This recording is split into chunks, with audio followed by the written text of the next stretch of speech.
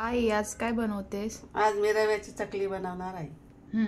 त्याच्यासाठी साहित्य मी घेतलेले धन्याची पावडर, जिरे भाजलेल्या जिऱ्याची पावडर, तिखट, हळद, तीळ आणि हा 1.5 वाटी रवा आणि 1 वाटी तांदळाचं पीठ. त्या वाटीने मी माप घेतलेलं होतं 1.5 वाटी. मी 3 वाटी आता पाणी टाकणार याच्यात. 1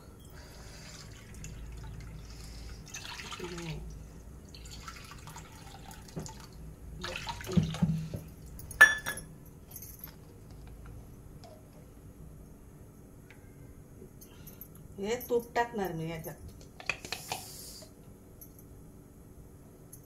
मोठे 2 भरून तूप टाकून दिले. 2 चमचे असे मोठे मोठे भरून टाकून दिले. चवीनुसार मीठ टाकते मी. आता एक उकळी येऊ द्यायची याला. तो उकळी आलेली आहे. आता आपण हा रवा टाकून देऊ.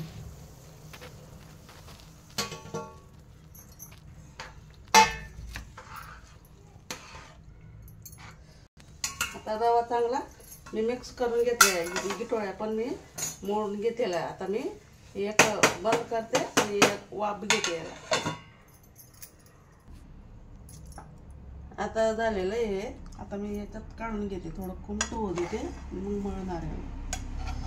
देखा आता याच्यात मी सगळे मसाले टाकून घेणार आहे आणि तीळ पण टाकून घेणार. हे तांदळाचं पीठ पण मी मिक्स करून घेणार. पण हाताने नाही मिक्स करायचं आहे, आपल्याला गरज नाही.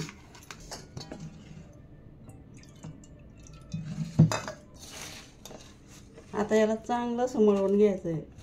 रव्याचं आणि तांदळाच्या पिठाचा पूर्ण मसाला टाकलेला आहे मी. असं मळून घ्यायचं.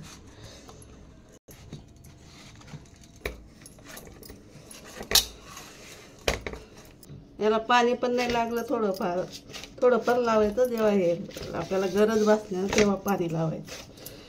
मला काही पाणी लागलेलं नाही. आता हे पीठ मळून झालेलं आहे आपलं. असं मस्त चकलीचं पीठ मळायचं. आता आपण चकली पाडायला घेऊ. असं चांगलं हाताने मळून घ्यायचं. मस्त हाताने मळून घ्यायचं आणि सोऱ्यामध्ये भरायचं. आणि सोऱ्यामध्ये भरायचं. असं ही अशी चकली मस्त पाडून घ्यायची. बघा किती छान झालेली. अशा सगळ्या चकल्या पाडून घ्यायच्या.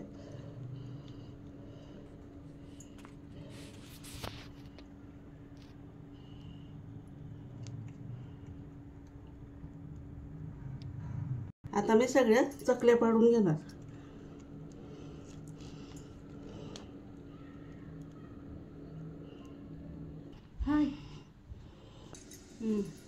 चला आता सगळ्या चकल्या बनवून झालेल्या आहे आपल्या.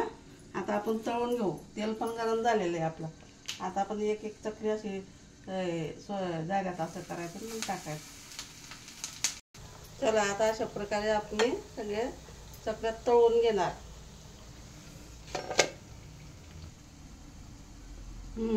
आता ह्या चकल्या तयार झालेल्या, तळून पण झालेल्या. आता दिवाळी येते पुढच्या महिन्याला. तुम्ही पण असं कमी साहित्यात करून बघायच्या. बघा किती मस्त झालेलं, कुरकुरीत झालेले आहे, एकदम मस्त झालेले आहे. असे तुम्ही करून बघायचे. खमंग आणि कुरकुरीत झालेली आहे. बघा अशी मस्त झालेली आहे. अशी तुम्ही करून बघायचं आणि माझ्या चॅनलला लाईक करा, सबस्क्राईब करा. धन्यवाद.